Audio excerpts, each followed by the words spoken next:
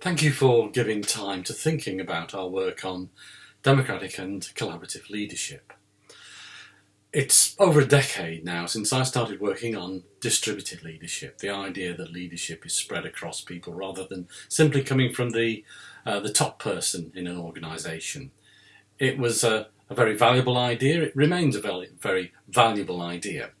But what has impelled me and colleagues in working further on the meaning of distributed leadership is that it's not enough in itself. There are things that are missed out if you just focus on leadership as a distributed process.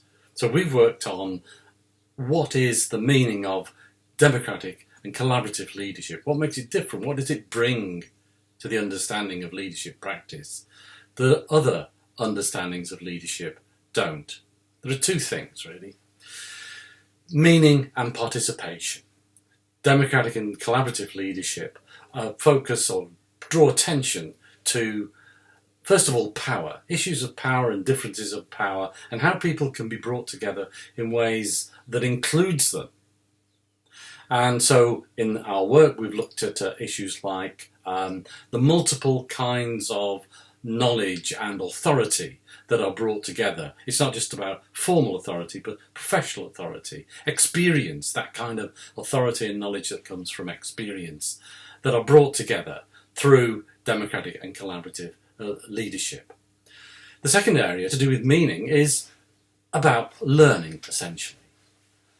Leadership is engaged in promoting and fostering learning among students, of course, in educational organisations, but between staff and professionals as well. It's about their learning, their development. And for a rich kind of democratic viewpoint, it's not just about what can be attained and measured through examinations and that kind of thing.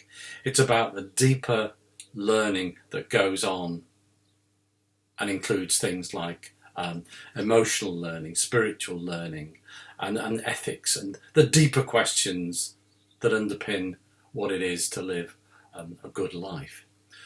So this has been explored and produced in a number of publications, and these have implications for the practice of leadership and thinking differently about leadership, doing leadership differently, and bringing a critical edge to understanding what leadership can do and how people can work together. So we would be very grateful if you can give any feedback from our publications or your reading of our publications that has had an impact on your understanding and your practice of leadership. We look forward to that feedback. Thank you.